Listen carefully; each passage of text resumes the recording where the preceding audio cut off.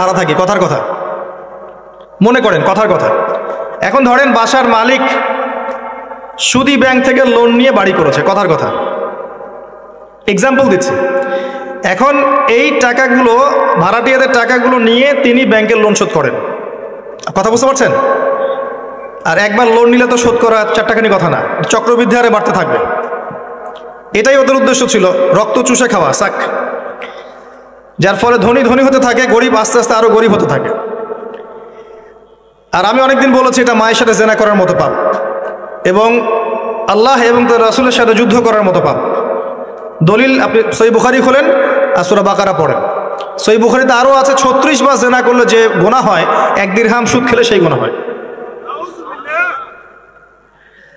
এখন মনে করেন আমি রেন্ট দিচ্ছি, বা আরও 10 জন রেন্ট দিচ্ছে, এই রেন্টগুলোকে তিনি একত্রিত করে ঋণ শোধ করছেন সুদের।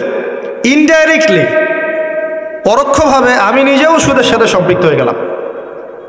আমি কি বুঝাতে পারছি?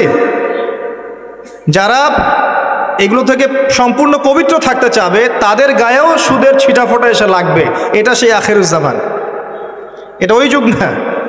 এই যুগের কথাই নবী সাল্লাল্লাহু আলাইহি ওয়াসাল্লাম হাদিসের মধ্যে বলেছেন, এমন যুগ আসবে যে মানুষের পক্ষে রিবা থেকে বেঁচে থাকে এত দুষ্কর হয়ে যাবে যে যারা বেঁচে থাকতে চাইবে তাদের গায়েও সুদের ছিটাফোঁটা এসে লাগবে। এই হলো সেই যুগ। আর যে খায়, যে দেয়, যে লিখে রাখে, যে সাক্ষী থাকে, 4 জনকে, 4 শ্রেণীর মানুষকে নবী সাল্লাল্লাহু আলাইহি ওয়াসাল্লাম সমান অপরাধী বলেছে। আমাদের ম্যাক্সিমাম পরিবারগুলোতে যান, দেখবেন সুদের সাথে আমরা সম্পৃক্ত আছি। যতই বলি, ব্যক্তিগত জীবনে দেখবেন, ইবাদত বন্দেগীর জীবনে গিয়ে দেখবেন পাক্কা মুসল্লি, কপালে সেজদার দাগ আছে।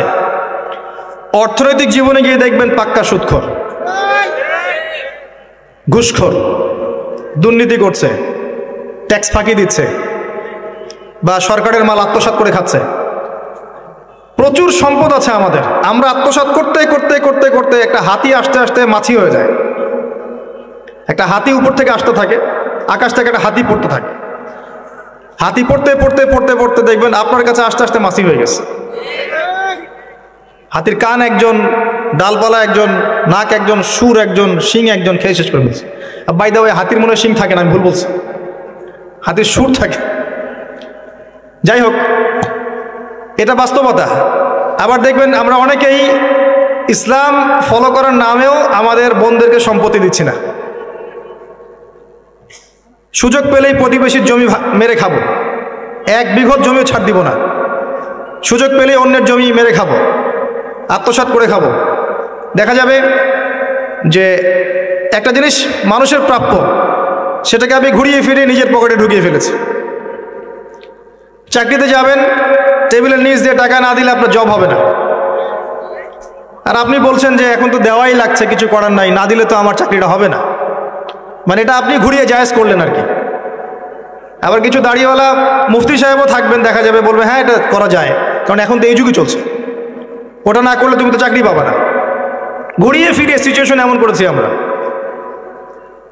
বাস্তবতা এমন, এখানে আইওয়া শোডাউনের প্রশ্নই ওঠে না। মানে এখানে ইসলামের বেসিক জিনিসগুলোর বালাই নাই। উঁচু উঁচু বিষয়গুলো অনেক দূরের পথ, অনেক দূরের পথ।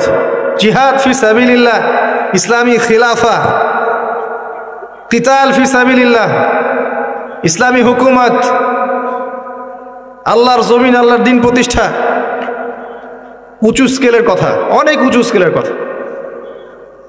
নিচু স্কেলগুলো তো দেখাচ্ছি আপনাকে, নিচু স্কেলগুলো।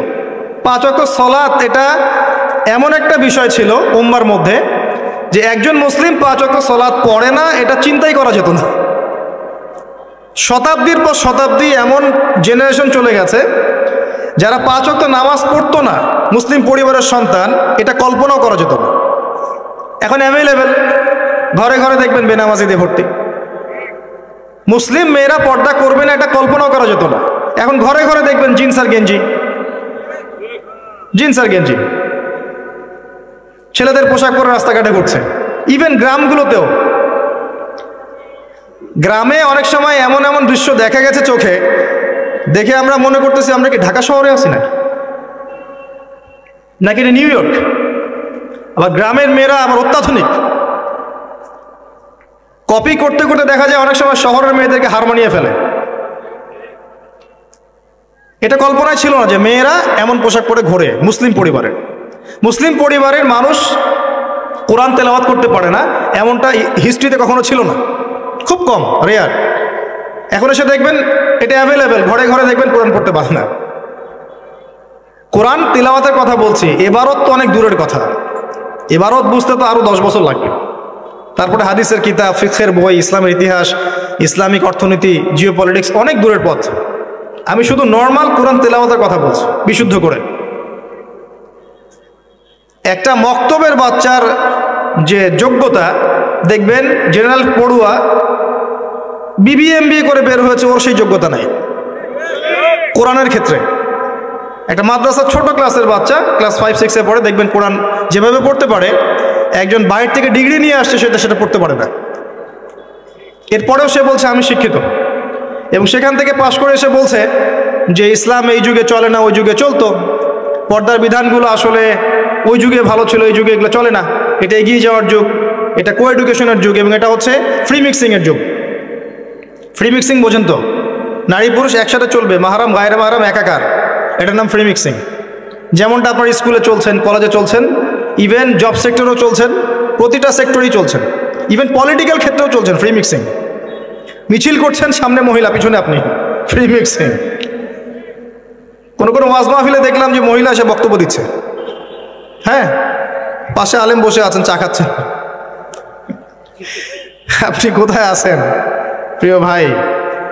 বলতে থাকলে অনেক কষ্ট পাই, গলার ভয়েস উঁচু হয়ে যায়, অনেকের খারাপ লাগে, কিন্তু কিছু বিষয় না বললে হক আদায় হয় না, আল্লাহর কাছে জবাবদিহি করতে হবে তখন। এই জন্য কিছু বাস্তবতা আপনাকে বোঝানোর চেষ্টা